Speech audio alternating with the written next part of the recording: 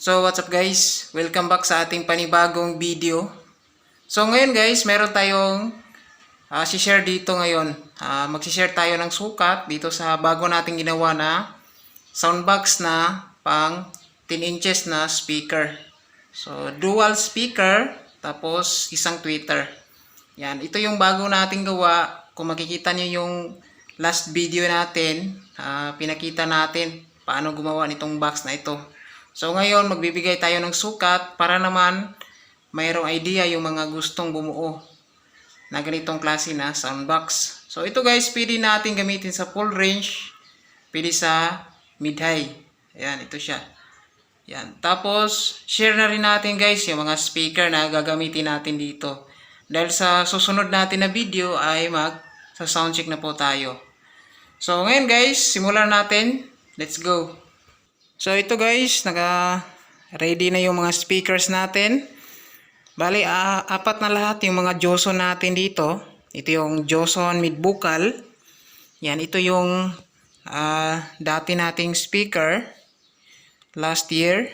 Yan, ito naman yung bagong nadagdag ngayon na Joson Neo. Yan. So meron din tayong video nito about dito sa Joson mid-vocal. Compare natin sa Neo. Meron tayo dyan.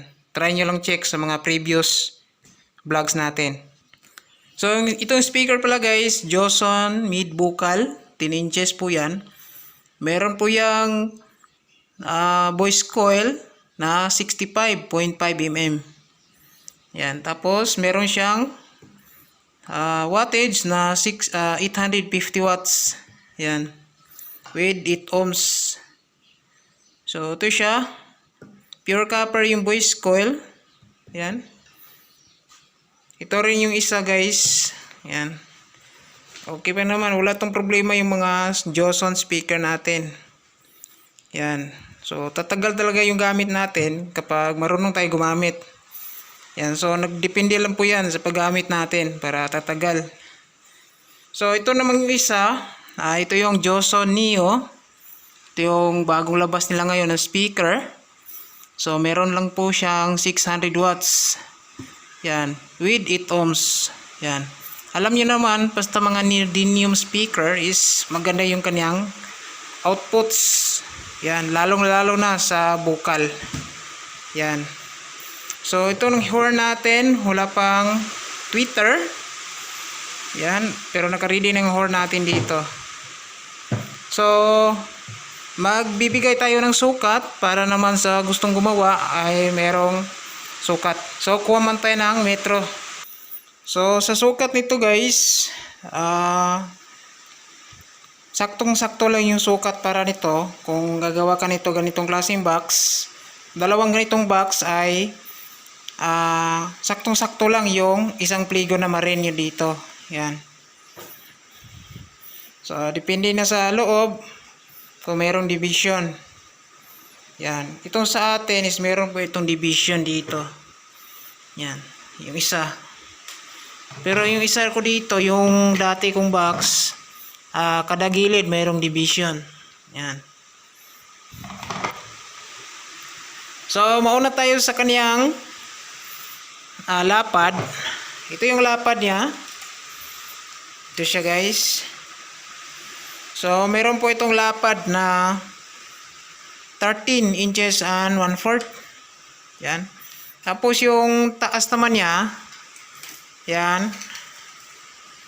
So, meron po siyang 30 inches. Yan, yung taas po niya guys. Yan. Pagdating naman dito sa cutting, sa loob, nagkatay dito ng ito, 30 cm. Tapos sa loob kung magkatayo ay meron siyang 28 and 1/2. Ito siya guys. 28 and 1/2. Yan. So meron tayong bawas dito para sa breather. Ito yung breather po niya. So nagbawas tayo dito ng 4 inches. Yan. Sa kanyang breather. So, yung plastada naman dito sa speaker, depende na yan sa inyo kung anong gusto ninyo. Basta kasya yung dalawang speaker na 10 inches. Tapos sa gitna naman, depende rin sa inyo kung anong sukat ng horn tweeter po ninyo. Pero sa akin, ito yung butas ng aking lagayan ng tweeter. Check natin yung butas natin sa lagayan ng tweeter ay 10 inches and 1/2. Tapos yung lapad ay 3 inches and 1/4 yung bawas natin. Dahil yung horn natin dito na ginamit ay ito siya, sukat ng ating horn. 4 inches and 1/2 by 11 inches and 3/4. Yan. So, ito po siya. Yung tweeter nito, depende na sa atin ano yung gustong wattage na gusto natin ikabit. Yan. Tapos dito, yung allowance niya dito is 3/4 lang po yan. Kasing lapad lang ng mga rin. Yan, 3/4. Yan, so 3/4 yung allowance natin dito. Case na maglalagay tayo ng screen, pwede pa siya. Yung lapad niya naman dito guys, patungo sa likuran ay 13 inches. Yan. So, overall, yun yung sukat natin.